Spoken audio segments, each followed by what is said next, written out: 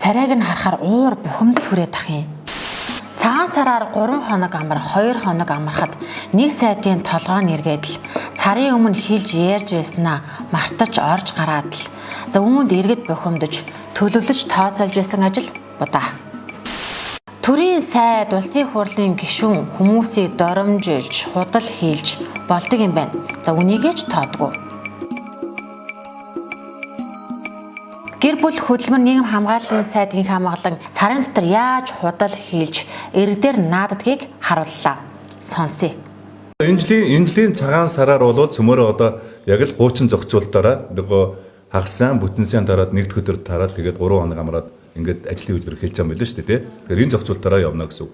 Цагаан сарын баярын хоног хугацаа сунгаасаа гэсэн иргэдийн ганц 2 постыг хараад л гинтл цагаан сарын хоногийг яриа гараад ирсэн нь инх хамгаалан.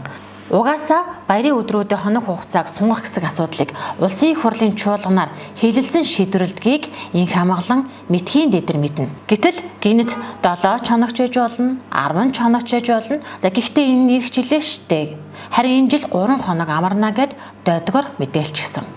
3 хоног амраад 20 хоногийн санах ойтойч гэмээр эсвэл тийм сармагчны тархитайч гэмээр орж гарч мартаж бодилсан инх хамгаалан цагаан сарын амрах 3 хоногийн нэгийг нь эдчихсэн гэлтэй 2 хоногчтой гэд зарлаж байх юм.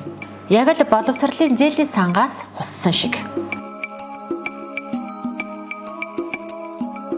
Иргэд хөдөө явах айлчин гишнэр зочлох ажил төрлөө зохицуулчихсан байхад нэг сайд гарч ирээд л цагаан сарыгч иргэдийгч самарчхаж байна.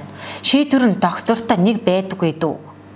За сайхан ааш хөдөлгөөр 3 хоног, муухай ааш хөдөлгөөр 2 хоног гэд өөрчилж болдог гэдэг. Боловсролын салбарт олигтой хийсэн ажил шийдгүй инх хамгаалан сайд. Амрах хоног хугацаанд буудлан цагаан сарыг самарч байна. За баярын амрах хоногт ингэж наадаж байгаа хүн хөдөлмөр нийгэм хамгааллын салбарыг самархан ч тодорхой юм. 2-3 хоногийн хооронд толгойн ирж байгаа сайдчтэй.